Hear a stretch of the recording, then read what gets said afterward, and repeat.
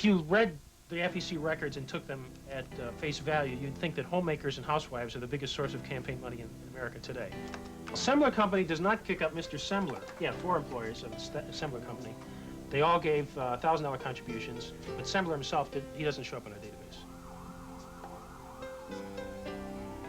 We found that there are more than 200 medical industry PACs, that they have given over the last 10 years more than $60 million to congressional candidates. Well, there are not very many constituents, actual residents of my district in the room, hardly ever, whereas the PAC people are here all the time. As far as S&Ls and banks were concerned, there weren't 2 parties. There was one party, the fundraising party. They didn't give $100,000 because they had a great affinity for Uncle Sam and they wanted to help their country that day. I mean, that's a crock. Tonight, who owns our government?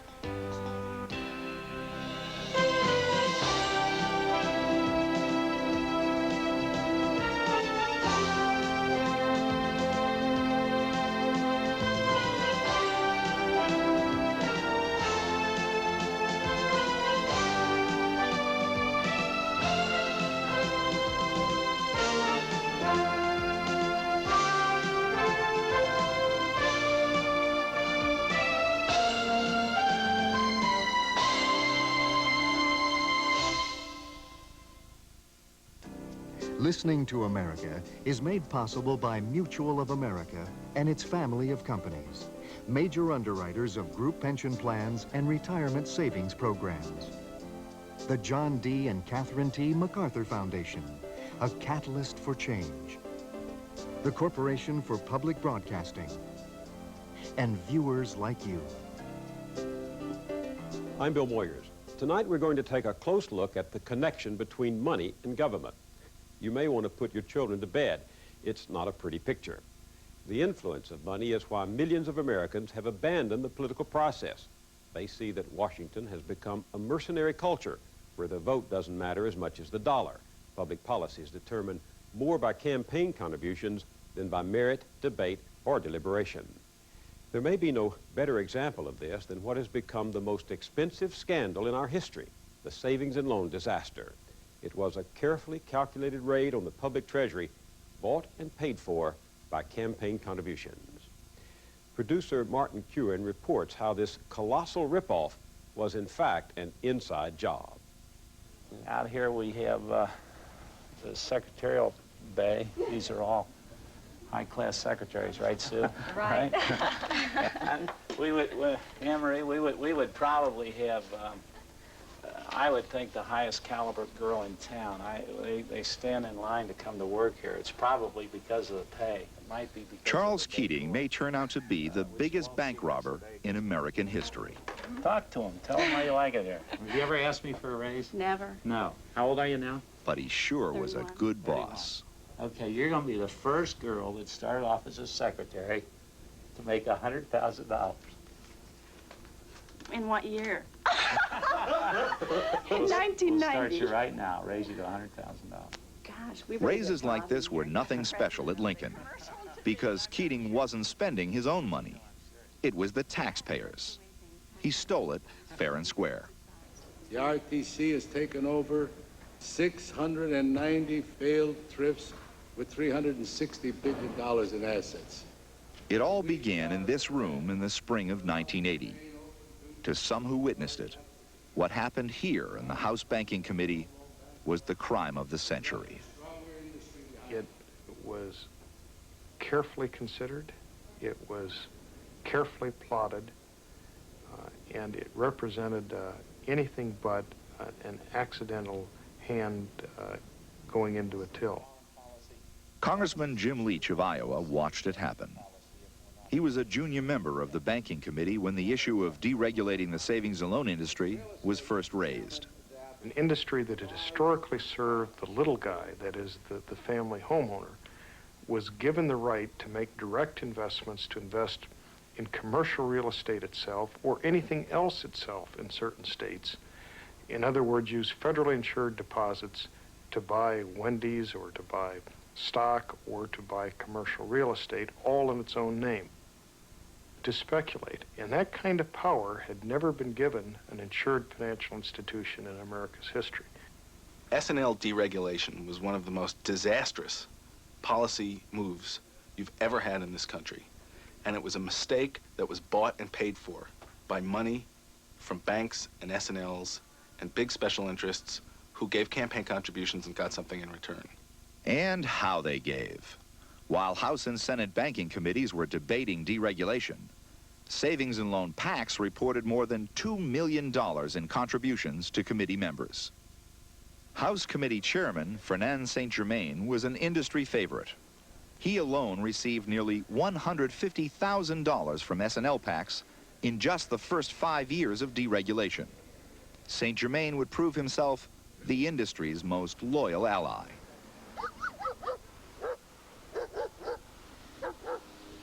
The robbery began on March 27, 1980. In a late-night banking bill conference, St. Germain inserted a seemingly minor amendment raising deposit insurance. Originally, deposit insurance covered only $40,000 in a deposit. In the middle of the night, at a private meeting between House and Senate negotiators, the amount was raised to $100,000 at the insistence of Freddie St. Germain. Why was this important? This meant now that much more money would be coming into S&Ls that they could speculate with, and there'd be Uncle Sam backing it up.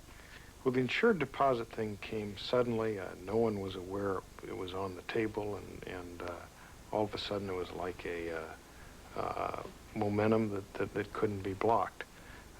It had not been carefully thought through. But if you have deposit insurance with taxpayer money at risk, you have to have very strong regulation. They doubled the deposit insurance and took the regulatory cop off the beat. You actually had a decline in the number of bank examiners. Not just the rules were changed, but they pulled the enforcers off the track of these S&Ls. Ladies and gentlemen, the President of the United States and the Secretary of the Treasury. The campaign to free S&Ls from the burden of government regulation culminated in this happy Rose Garden ceremony in 1982. It means help for housing. For the signing of the Garn-St. Germain bill. All in all, I think we hit the jackpot. Well, it was so appropriate that he used a gambling metaphor, because what happened was a whole platoon of riverboat gamblers came in, took over many S&Ls, and gambled the money away. In retrospect, Garn-St. Germain, of which had some provisions that were considered reform and reasonable, had other provisions which were of towering dimension. And the new powers authorized the savings and loan industry were of such extraordinary magnitude that Congress should rue the day it passed the bill. With the signing of Garn-St. Germain, the once sleepy S&L industry had been transformed into a speculator's paradise. The age of the high-rolling banker had begun, with the fox left guarding the henhouse. The most important people in Washington, in this country, entrusted with watching the savings and loan industry, making sure there were not excesses and abuses in terms of improprieties. Those regulators came from the industry and they went back to the industry. We did a study we're still working on. We found that roughly half of the Federal Home Loan Bank Board officials and half of the FSLIC officials either came from the industry or they went back to the industry. So it became almost impossible to tell who the regulators were and who the regulated were. That's right. It all becomes a blur after a while. But S&Ls began to get into so much trouble so fast, there were still enough honest regulators who noticed. FSLIC is a receiver for American Diversified. They reported back to Congress that rampant fraud and mismanagement threatened to bring down the industry. And so what is suddenly a $100 billion debacle becomes a $200 billion debacle, becomes a $400, becomes a $500 billion debacle. If you had dealt with this and nipped it in the bud in '83 and '84 instead of '92, we would have saved hundreds of billions of dollars. Why wasn't that done?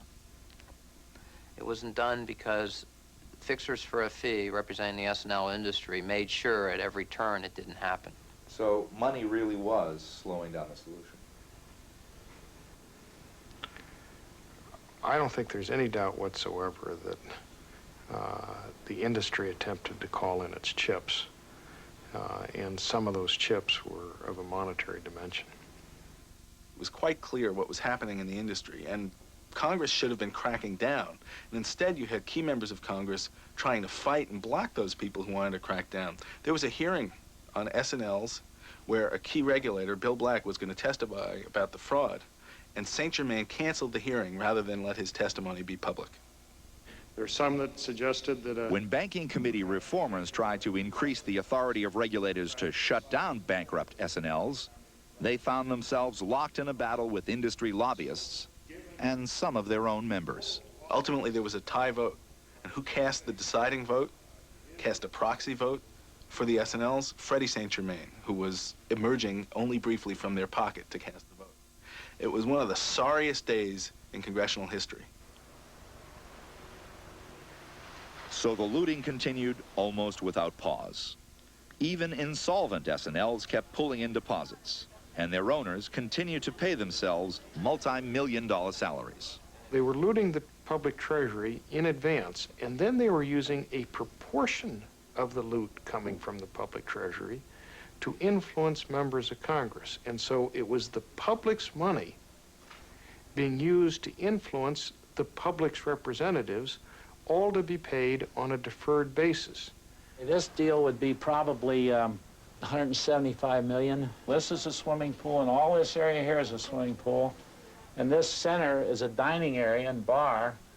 And to get into it, you're going to have to swim through a wall of water. And, so the money-generous Charlie Keating lavished on his boondoggles flowed even more freely to key members of Congress. In all, Keating invested $3 million in political contributions. Prosecutors charge he stole more than $2 billion from Lincoln, and he knew every dime of it was yours. You would think that this would be a perfect campaign issue in many ways for Democrats. They should be in there attacking the fat cat rich Republicans who are picking your pockets for their elitist friends, right? Well, they're not doing that. Why? Because they were getting money from the same exact places as the Republicans and passing the same policies. As far as S&Ls and banks were concerned, there weren't two parties. There was one party, the fundraising party.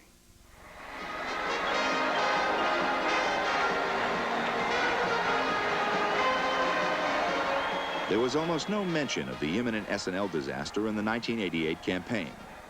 The Democrats never criticized the role Republican bankers, including George Bush's son, played in the taxpayer ripoff. And the Republicans never mentioned the Democratic leadership in Congress helped give the bank robbers the key to the public treasury. The only people who didn't know what was going on were the voters. It was a pact of silence, purchased by campaign contributions. Anybody that gives a substantial sum of money knows that at a minimum they have access on important legislation. They also know from experience that they're prepared to give again in another campaign if the elected representative follows their basic line, if he votes right. One question among the many raised in recent weeks had to do with whether my financial support in any way influenced several political figures who took up my cause. I want to say in the most forceful way that I can, I certainly hope so. You know, there's a sort of a moral numbness that takes place, and people here on Capitol Hill start to take for granted things that from a distance look shockingly corrupt. If a lawyer who had a case before a judge walked in and handed that judge a $5,000 check, we would say that's bribery and send the lawyer to jail. And in Congress, it's a campaign contribution. Few members of Congress have paid a political price for their role in the S&L scandal. One who did was Fernand St. Germain. St. Germain got thrown out of Congress by the voters because of his role in bringing the S&Ls down and sticking taxpayers with the tab. 6 months later, what does St. Germain turn up as? A lobbyist for an S&L.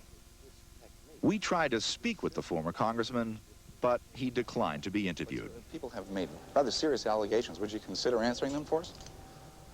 I gave you my reply. But the answer is no, sir.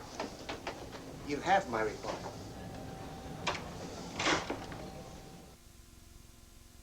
A Justice Department investigation found Fernand St. Germain guilty of, quote, serious and sustained misconduct. but no charges were ever brought. St. Germain is now a private businessman. As a former member of Congress, he receives a lifetime pension of $65,368 a year, indexed, of course, for inflation. One more footnote.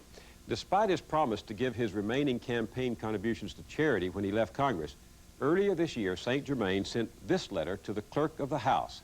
In it, he says he's converting his campaign contributions to his personal use, all $176,326.62 of it. It's not as though no one's tried to reform this campaign financing system. Back in 1907, Congress banned corporate contributions to federal campaigns. Then, after the Watergate scandal in 1974, Congress established strict limits on individual campaign contributions.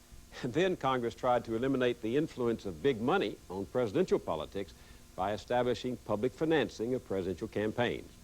No luck. Like water finding its own level, money oozes through the system, searching for a loophole.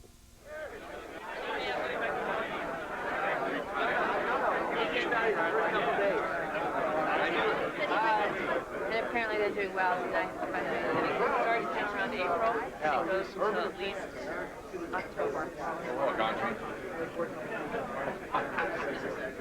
Yeah, that'll be great. Get-togethers like this are now a daily occurrence on Capitol Hill, as many as a dozen a day. You would have a great time to go. It's really beautiful. It's the dominant party in Washington today, the fundraising party. And it demands as much time and attention from Congress as running the government. The fun is out here. The business back here. Mr. Chalmers, I think David Jones is looking for you. Oh, is he? Inside there. Okay. Is it? He's right in around here today. By the end of the night, checks totaling tens of thousands of dollars will be stuffed into this brown envelope. Got an envelope. Yeah. Did he give it to his Whichever you... And the totals reported here to the Federal Election Commission. The FEC sets strict limits on contributions to presidential candidates. Individuals may contribute no more than $1,000, I've been in long, tough fights before. and only during the primary season. On top, and I'm coming out on top. No contributions are allowed for the general election because that is publicly funded. Both candidates will get 50 million taxpayer dollars, a reform designed to eliminate the secret fat cat contributions made famous by the Watergate scandal. But did it work? If you read the FEC records and took them at face value, you'd think that homemakers and housewives are the biggest source of campaign money in America today. Larry Makinson works for the Center for Responsive Politics. His investigation found FEC records often hide as much as they reveal. We don't know who these people are. The candidates aren't telling us. The FEC records don't tell us. If somebody doesn't tell us anything at all, it's almost impossible to find out who's giving money to these candidates.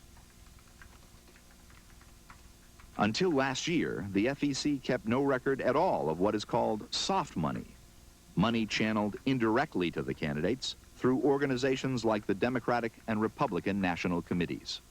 The Center for Responsive Politics has spent years identifying the donors and building this database. Soft money, it's a loophole. To be perfectly honest with you, my take on it is that it is money laundering. It is a way for all the interests in this city, and there are thousands of those interests, to pour large sums of money into the political process without accountability. They will just give it to the party, or give it to the state party, or give it to some entity, which will then wash that money through the whole system. And then you'll try to figure out who gave money to who, when, and you won't be able to find it. Makinson and his partner Josh Goldstein have been working to unravel the soft money trail in the 1988 Bush campaign. It's not easy. What have you got, Josh? Okay, They have been correlating FEC reports with soft money contributions, and they have been uncovering numbers President Bush's big donors did not want the FEC or you to see. For example, check what the FEC reports show under the name Zapala. We have Kimberly Zapala, Joanne Zappala and Andrea Zappala, all of the same area in St. Petersburg, Florida. Kimberly puts down that she works for Joseph Zappala and Associates. Joseph Zappala? That would be the man President Bush made ambassador to Spain. You have a Joseph, Josh? I have Joseph Zappala at $106,000, and he and his wife gave another $5,000. That's soft money. Well, Sembler Company does not pick up Mr. Sembler. Yeah, 4 employers of the Sembler Company. They all gave $1,000 contributions on just about the same date. But Sembler himself, he doesn't show up in our database. Sembler? That would be Melvin F. Sembler, Bush's choice as ambassador to Australia. Now, look at the soft money. I have Melvin F. Sembler giving $101,000, and the Sembler Company gives an additional $15,000. What do these men have in common besides interesting jobs? They're members of Team 100, an elite group of Bush supporters. Its captain was Bob Mosbacher. We've got Robert A. Mosbacher, Jr. Here he is, Mosbacher Energy Company, Houston, Texas. He gave $1,000 on May 4th, 1987. Only $1,000. Only $1,000, that's it. He shows up having given $1,000 to George Bush. The president named Bob Mosbacher Secretary of Commerce. The FEC still doesn't know how much he really gave.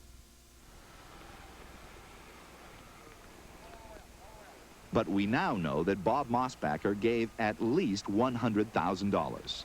That was the smallest contribution required to join the Bush campaign's Team 100. 249 Bush supporters gave over $100,000 in soft money to the 1988 Bush campaign. That's nearly $25 million. Team 100 is a secretive bunch. An alert CBS News crew caught these members arriving for a quiet little White House dinner last October. The White House didn't tell the press or anyone else about the party. We've got Jeffrey and Joy, Applied Gem Industries, $2,000 from Jeffrey, looks like $1,500 from Joy. What have you got? I've got Joy Silverman for $107,000. Team 100 member Joy Silverman is the wife of Plygem Industries head Jeffrey Silverman. President Bush nominated Joy to be ambassador to Barbados, but she was blocked by the Senate because she has no college education or work experience. In all, 6 Team 100 members were nominated ambassador. The obvious question is, the other people besides the 6, what did they get? You've got to be wondering, and you have to know in your heart that they got something. They didn't give $100,000 because they had a great affinity for Uncle Sam and they wanted to help their country that day. I mean, that's a crock. We're still interested in hearing about them on this soft money business. The same idea occurred to the volunteers at Common Cause, a public interest lobby. Their researchers took a close look at the Bush Team 100 to see if those big contributions paid any dividends. Not to accept these big fat cat contributions of soft money. Remember those 6 nominated ambassador? Well, all of them are involved in the real estate business. In fact, 1 out of every 4 Team 100 members was a real estate executive, 60 in all. People like developer Donald Trump, builder Trammell Crow, and shopping center magnate Alfred Taubman. Real estate has led our economy out of almost all the tough times we've ever had. At the urging of his real estate supporters, President Bush has called on Congress to restore a treasured tax loophole. My plan would modify the passive loss rule for active real estate developers. Modifying the passive loss rules would be of no help at all to homeowners or renters. That's why Congress closed that tax loophole in 1986. At a time when there is a glut of office space, many experts question the need for a special tax break for developers. Those deductions have been cited as one factor that helped fuel the massive overdevelopment which caused the collapse of the savings and loan industry. If the Bush proposal passes, Common Cause predicts that those wealthy real estate developers on Team 100, who gave a secret $6 million to the '88 Bush campaign, will qualify for tax breaks worth $2.5 billion.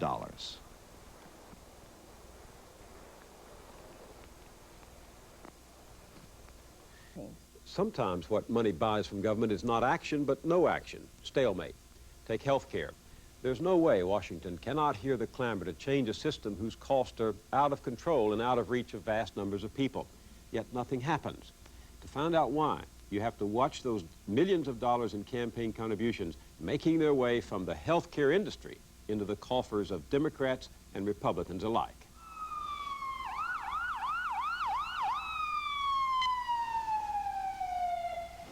Why don't you tell me what's wrong? For most Americans, it's their worst nightmare. A sudden serious illness, the need for expensive hospital care, an accident that could wipe out your savings overnight. Many of the people who line up in the emergency rooms of big city hospitals are on fixed incomes, or they have no jobs. But this is not just a crisis for the poor. 35 million Americans have no health insurance, many of them in the middle class. 9 out of 10 Americans say America's healthcare system needs drastic overhaul. But they are waiting in the wrong line. It's 8 a.m. and the line has already started to form. A seat in this dreary corridor is one of the most valuable pieces of real estate in Washington. I'm not sure if anybody's been invited or not. We got People wait 2 hours or more just to make sure they get a good seat for the most important show in town. Today's hearing in the House Ways and Means Committee.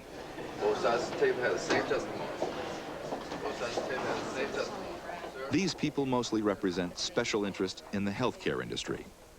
Doctors and pharmaceutical companies, hospitals and insurance companies, lobbyists with a job to do. First, we want a proposal that guarantees every American will be covered by health insurance when it certainly is fully implemented. There are no casual observers in this room.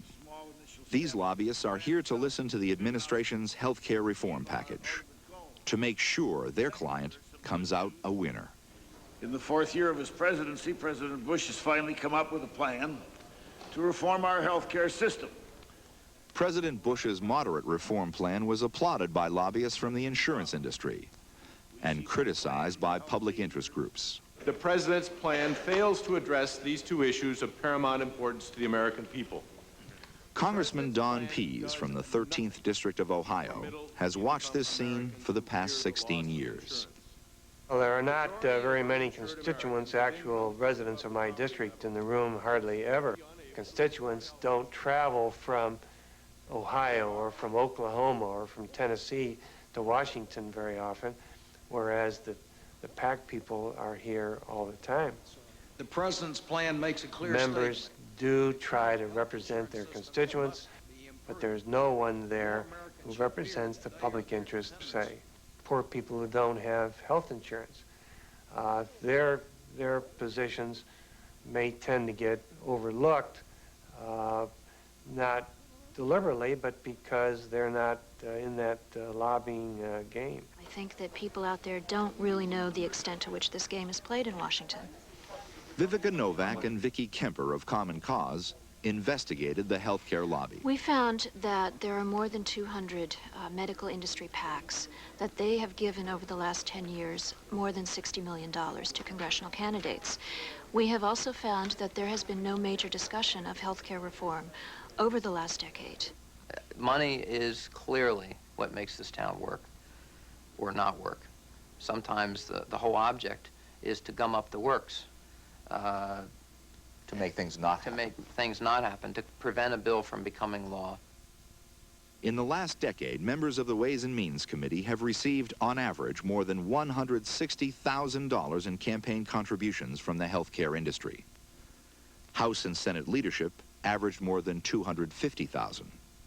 Congress is now considering more than 30 healthcare reform bills, many written by the industry itself. Many of these groups say they have reform proposals.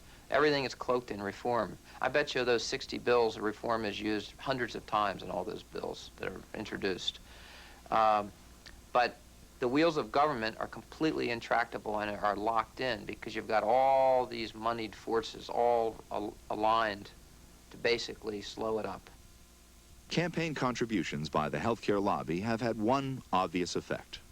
Everyone with a stake in the status quo, doctors and insurance companies, hospitals and pharmaceutical companies, hundreds of healthcare PACs have paralyzed Congress. What's best for the country, what is most efficient, is not the primary goal in this system. What seems to be the most important thing is survival of a member of Congress or of a particular industry. You still have Democrats and Republicans, but I think more and more the important parties are the incumbent party and the non-incumbent party. When there is no incumbent in a race, the healthcare industry tends to cover its bets. Take the last race for Rhode Island's 2nd District. John Reed versus Trudy Cox. The American Healthcare Association gave both candidates the same amount on the same day. So did the Corporation for the Advancement of Psychiatry. So did the American Hospital Association. But the National Association of Life Underwriters bet $3,000 on Republican Trudy Cox. After she lost, they gave the same amount to the winner. Money intended to make the new congressman think twice on health care issues. The temptation is always there to say, well, on this issue, it's not close. My vote's not going to decide the issue. Why should I offend this powerful group? I'll just vote the way they want me to, even though in my mind and heart I have an idea that the other way may be the right way to vote. And as long as the incumbent votes the right way, the money keeps on flowing. In the last race for Virginia's 8th District, incumbent Stan Paris was challenged by Democrat James Moran. Republican Paris was the darling of the American Medical Association. It gave the Paris campaign 4 separate contributions totaling $10,000, the legal maximum. But when Paris lost, the AMA sent a $5,000 check to the new incumbent, James Moran. This is the cover your bases strategy. Put the money where you're going to get most for your buck. So while the cost of health care doubles every 6 years, and citizens are overwhelmed by the health care crisis, the president's plan makes a clear statement. Congress mostly talks, the administration tinkers, and the lobbyists hover. There will be an accounting on how each member voted when the time comes to ask for campaign contributions. Cost jobs for those who can least afford to lose their jobs. And there will be plenty of health care money for members who vote the right way. Don Pease, for one, has decided to give up the money chase. He'll retire at the end of this term, frustrated by money's effect on politics, by a Congress held hostage. It's not as much fun to be in Congress, to spend all the money that you have to spend the time raising the money, and then to have the frustrations of trying to get accomplished things that you really feel strongly about. I'm a problem-solving kind of a person. We ought to be telling people some things they don't want to hear. And members say, well, why should I do that? I might lose. I'll just be quiet and let things get worse and worse. I do despair sometimes about how we're going to resolve that.